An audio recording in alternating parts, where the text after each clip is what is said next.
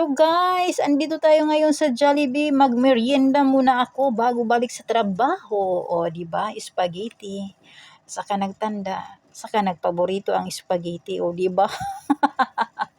So, dalawang chicken yan guys. Kaya, iniba yung isa. Hindi kasya doon sa paglagyan. Kaya, iniba siya ng lagayan. O, di ba? Mix-mix muna natin yung spaghetti guys. O, ayan na. So, ready to eat na tayo, guys. Diba? Sarap yan. So, paminsan-minsan, kumakain talaga ako dito kasi paborito ko ng Jollibee, guys. Yung, saka nagtanda na nga, paborito ko na ang spaghetti. Kain na tayo, guys. Nagutom talaga ako.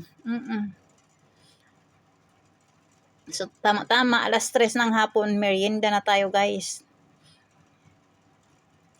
So, hindi naman to masyado marami yung dito, guys. Kaya, yan tayo kakain ng gabi. So, ito lang kainin natin na ang dinner. O, diba? So, ito na guys. Back to the reality.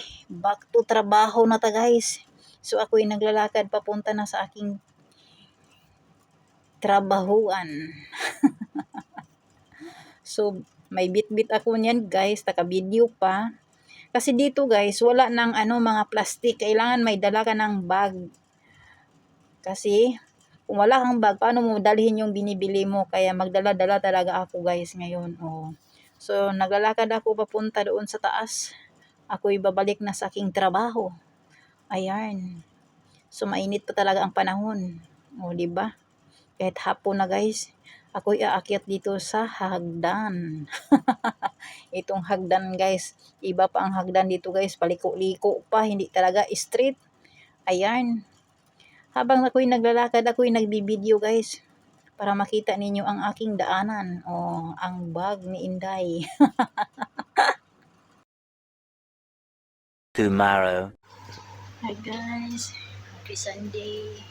Sunday routine. Kusina time. Luto. So, ano itong kinapumibili guys.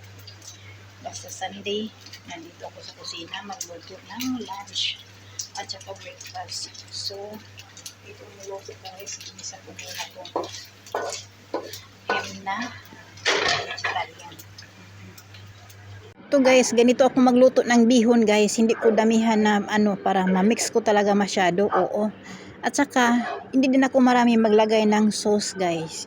Para hindi masyado mag-itim ang bihon. Yung kunting sauce lang para malinis naman siya tingnan kung magluto guys. O, diba? Ganyan ako. So, hindi tayo magpare-pareho. So, ganyan lang ako sa aking my own version. Ayan. So, i-mix-mix ko hanggang maano na talaga siya yung walang tubig na ba siya guys para mas masarap. O, diba? So, mix-mix lang tayo. So, ganyan lang ang aking bihon maggisa guys. Simple lang. Vegetarian to. Kasi vegetarian naman talaga dito. Ayan. Gulay lang yan ang hinahalo ko.